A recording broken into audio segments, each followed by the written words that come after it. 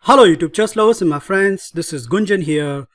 Welcome to the fourth episode of my Lowenthal Sicilian Repertoire from the black perspective.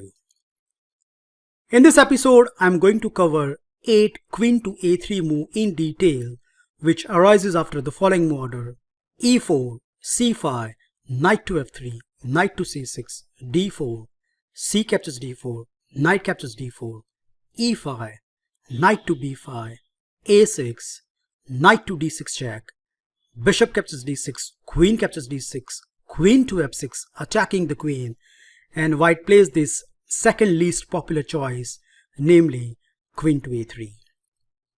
So as you can see, I have highlighted a very simple plan by white. He wants to quickly take out his queenside piece and castle queenside.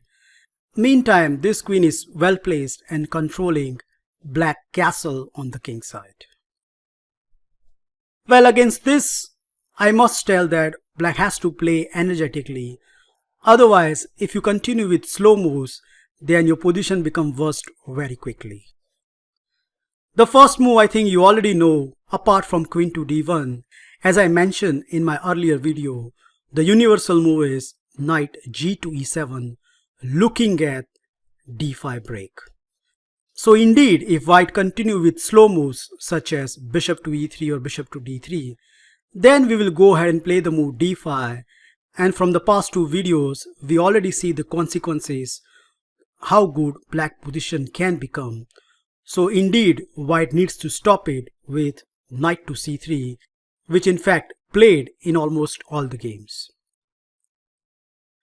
Okay, now comes a very important moment of this video. And I think if you remember black's next move, which is very important in this variation, then you won't have any trouble in this line. Here comes the first memory marker, guys, and please remember this very cunning move, rook to b8, which gives black a very active game. So as you can see, black has a simple plan to grab space on the queen side with b5, b4, which completely refute white's queenside castling idea.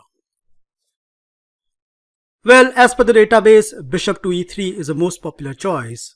However, let's see other sideline moves such as what to do against knight to d5.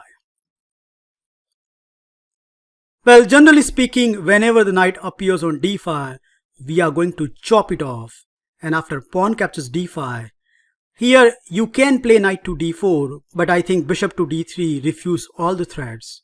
So accordingly, black should continue with knight to e7, attacking on d5. If d6, then knight to f5 is a very strong reply, and in the long run, white get huge problem to defend the d6 pawn. So accordingly, white needs to defend the d5 pawn. Well, logically speaking, there are two ways white can defend the pawn, but amongst them, one is completely wrong. Bishop to c4, bad move, and the simple refutation goes as follows: b5, attacking the bishop, bishop to b3, and now the very simple move, bishop to b7, attacking two soft spots, which white cannot defend both of them. And hang on, if you think that d6 is working, think twice, because after knight to f5, black instantly getting winning position.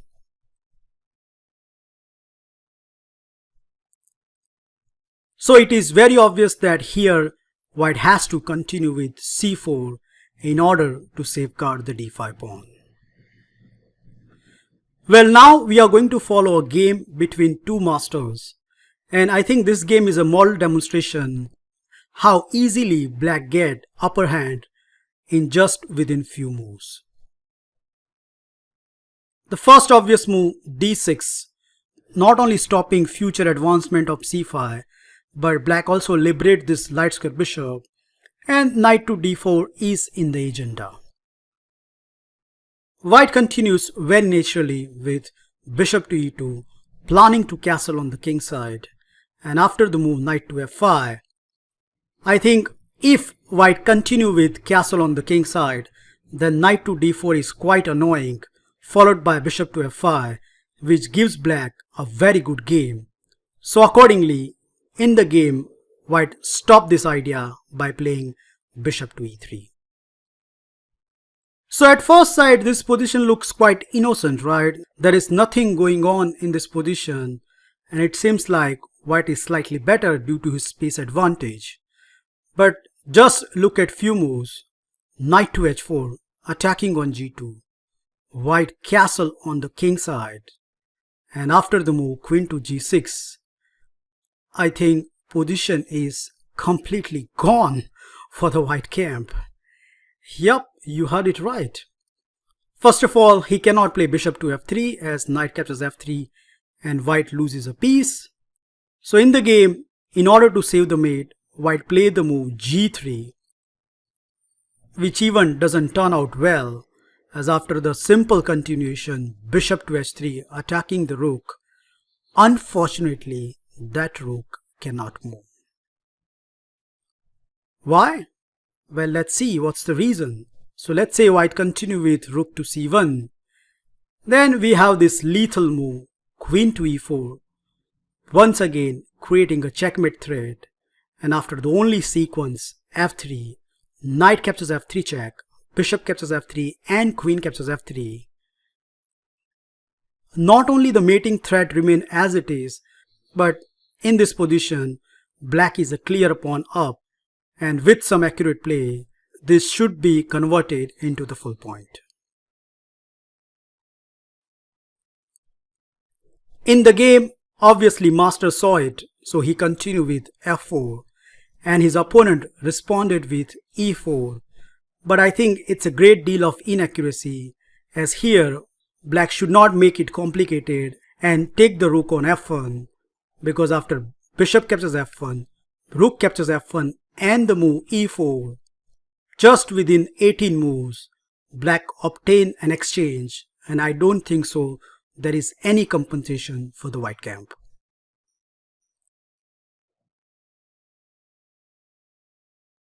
So I think knight to d5 is premature at this position, and that's why the correct main line start with bishop to e3, to whom which we are going to continue with our thematic expansion, b5 already threatening b4 and nab a piece.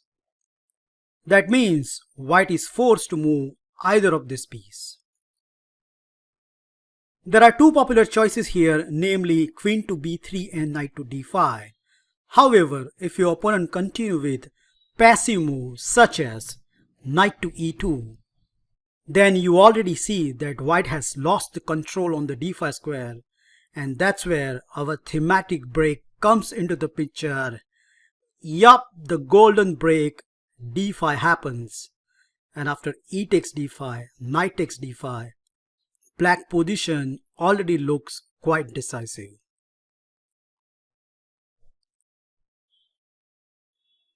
Okay, let's check out what happens after white continue with two different main lines.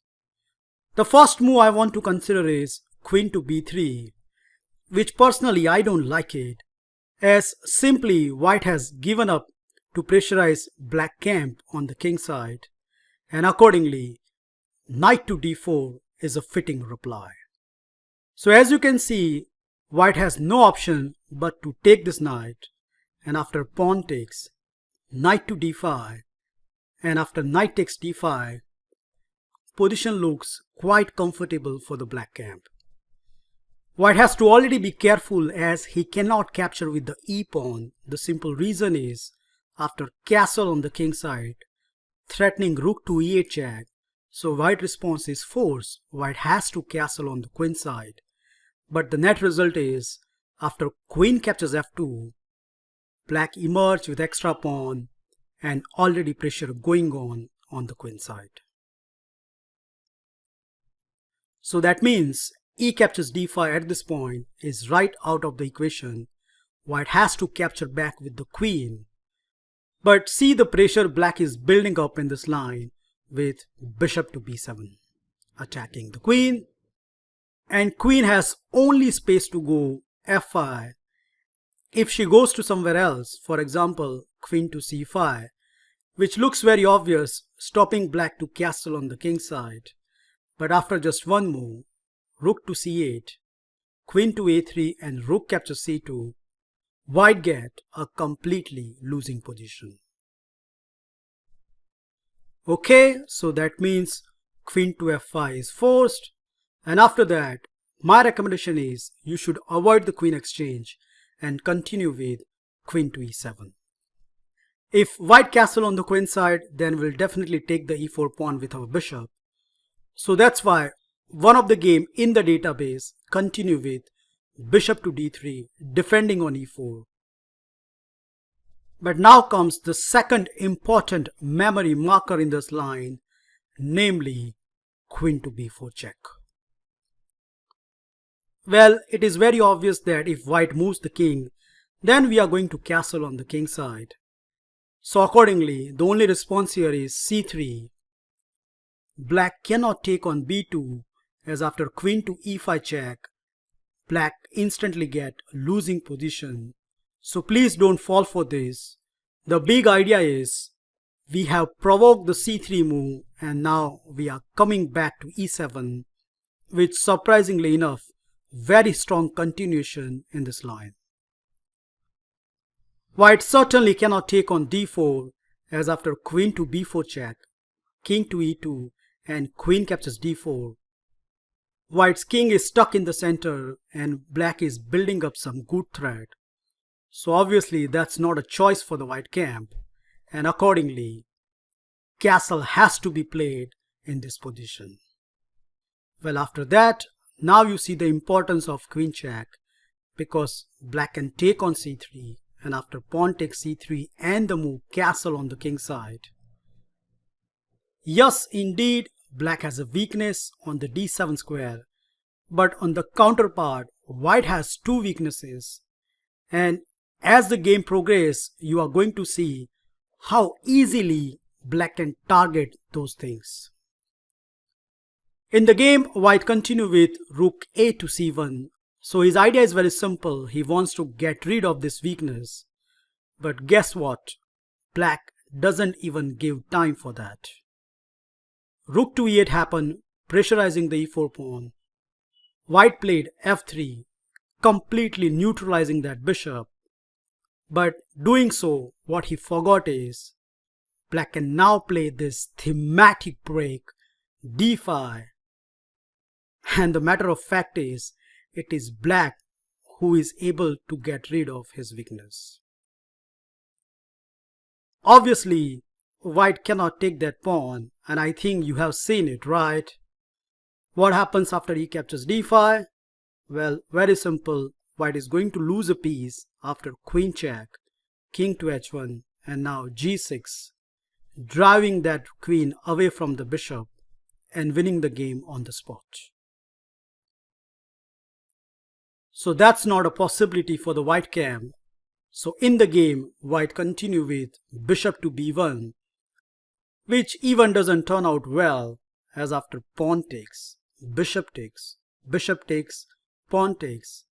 If you see the position right now, black has impact pawn structure where look at the queen side of the white. It has some horrible fracture pawn, which in fact become a clear-cut target in the endgame, and indeed black managed to win the game in a style.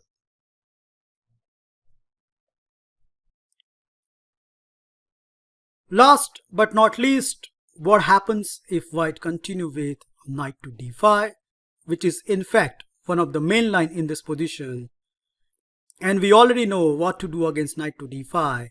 Yup, knight captures d5, pawn captures d5, and knight to e7, attacking on loose d5 square. Well, if c4, then d6 is a very strong reply. So accordingly, the main line continue with castle on the queen side. And here I am going to introduce one of my own novelty in this line. Well, the old line start with d6 with stopping bishop to c5 by white. But I think that line is problematic as white gets some good attack on the black king. So instead of that, my recommendation is you should continue with bishop to b7, attacking on d5. One thing you have to always remember that whenever white plays the move d6, it's a bad choice for the white camp, as after knight to f5, not only that pawn can become a target later on, but that allows black to castle on the king side. So d6 is a big time positional blunder, and if white play the move f4, which happens in few games, then I think black should respond with e4 and the pressure on d5 remain intact. So considering all this, the best choice for the white is to play the move bishop to c5 and sacrificing the d5 pawn, which in fact happened in 3 games, and the result is not so great for the black camp, and I can understand that, as in all the 3 games black took the pawn and his king stuck in the center. So now it is turn for my novelty, and my recommendation is you should continue with rook to d8, which in fact never happened in any of the FIDE games. So as you can see, the idea is very simple. Black wants to play d6 and consolidate his position. And if white continue with d6, then apart from knight to f5, black has the move knight to g6, activate the black knight. So once again white is forced to play this move, namely bishop to d6, stopping black to castle on the king side, and against this we should continue with knight to f5, attacking the bishop. White bishop has to go to the c7, as instead of this white continue to put his bishop on a long diagonal with, let's say, bishop to b4. Then white get a very active position with d6. In fact, I have reached this position in one of my blitz game where my opponent continued with g4, which looks very aggressive on the king side. But this move doesn't turn out well, as after knight to d4, pressurizing the d5 pawn, my opponent defended with bishop to g2. But after just one move, queen captures f2, white position perish very quickly. Okay, so bishop to c7, what else? And after that, our response is force. We have to attack this bishop. And if bishop to a5, then knight to e7 is a very strong reply. So the main point about this variation is white wants to play d6 and completely jam up black's queen side. Well, yes, indeed you can castle at this point, but here comes the third important memory marker. Give the priority to this important maneuver, knight to d4. So no matter whatever white plays next, we want to do is knight to e6 and dislodge that bishop. And if you can do that, then black get a very aggressive game. Now to illustrate the danger in this position, I like to show you one of my game against a 2200 rated opponent, where my opponent continued with king to b1. I responded obviously with knight to e6, attacking the bishop. Bishop to b6, obvious response, defending on f2. And now the trademark Lowenthal Sicilian move comes with a tempo, queen to g6. c2 is hanging. If white defend with the rook, then bishop to e4 is a very strong reply. So accordingly, in the game, white continue with bishop to d3, counter-attacking my queen. I simply capture on g2, and the good point about knight to e6 can be revealed. It is supporting on g7, so white can't even take back his pawn. Well, in the game, white was afraid of rook h to g1 as his h2 pawn was hanging. So he continued with rook d to g1, which is a big time mistake. And before I reveal the final few moves, kindly pause the video and find out the finishing knot.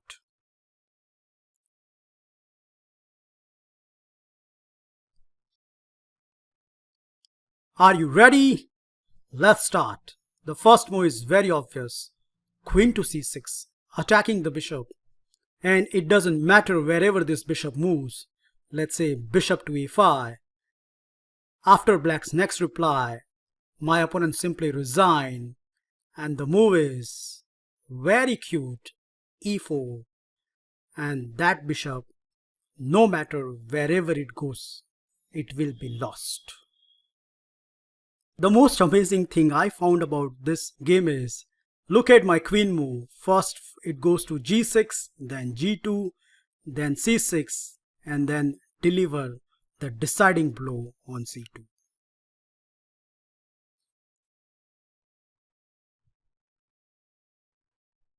That's it, guys. I am sure now that after watching this video, you are very confident to face the move queen to e3. Only thing you have to remember in this line is, after the move knight to c3, play this trademark move rook to b8, and once your pressure is going on the queen side, white cannot develop naturally there and black get good position in almost all the lines. Thank you for watching this video. Feel free to like, subscribe and comment, and I'll meet you in my next episode very soon. Bye and take care.